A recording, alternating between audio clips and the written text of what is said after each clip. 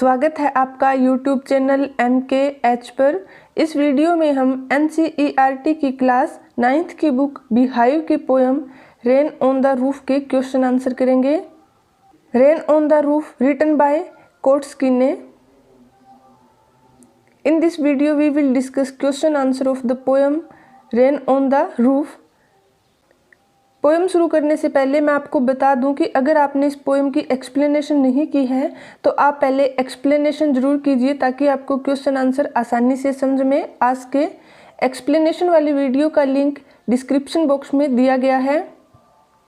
Now we will discuss question answer of the poem rain on the roof. What do the following phrases mean to you? Discuss in class. इन following phrases का means बताना है। Humid shadows, starry sphere, what a bliss, 1,000 dreamy fancies into busy being start, 1,000 recollections weave their air threads into woof। अब इनके answer देख लेते हैं। Humid shadows refer to the dark clouds which are full of water। Humid shadow किस चीज़ को refer करते हैं? Dark clouds को, जो फुल ऑफ वाटर होते हैं, यानी कि बारिश होने वाली होती है तब बादल काले दिखाई देते हैं। Starry spheres refer to the sky at night time which is full of stars. Starry spheres यानी कि जब रात में स्काई फुल ऑफ स्टार्स होती है उसके लिए बोला गया है। ब्लिस मीन्स अ ब्लेसिंग यानी कि happiness. 1,000 dreamy fancies into busy being start means that people start having very sweet dreams, यानी कि जब लोगों के माइंड में स्वीट ड्रीम्स बनने शुरू हो जाते हैं। 1,000 recollections weave their air threads into woof means a large number of recollection of the past begin to weave themselves in his mind, यानी कि उसके माइंड में बहुत सारी यादें आना शुरू हो जाती हैं।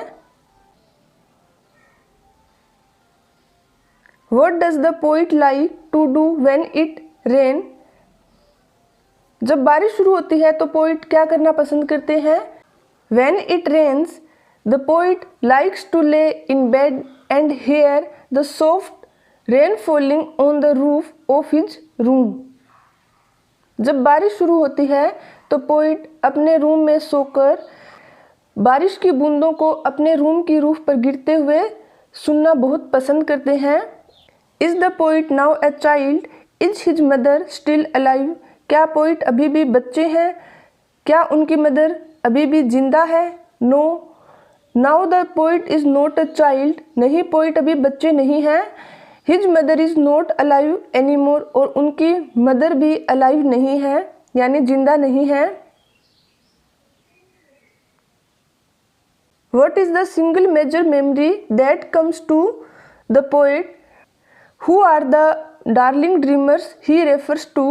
पोइट के माइंड में सिर्फ एक ही याद आती है, वह क्या है? Who are the darling dreamers he refers to? और उन्होंने darling dreamers किसको रेफर किया है? The poet has memories of his beloved mother। Poet को अपनी मदर की याद आती है। The darling dreamers refers to the poet and his siblings when they were children and had sweet dreams। Darling dreamers poet को और उनके siblings यानी उनके कजन्स को रेफर किया गया है। जब वे बच्चे थे तो वो स्वीट ड्रीम्स लेते थे। What is the central idea of the poem?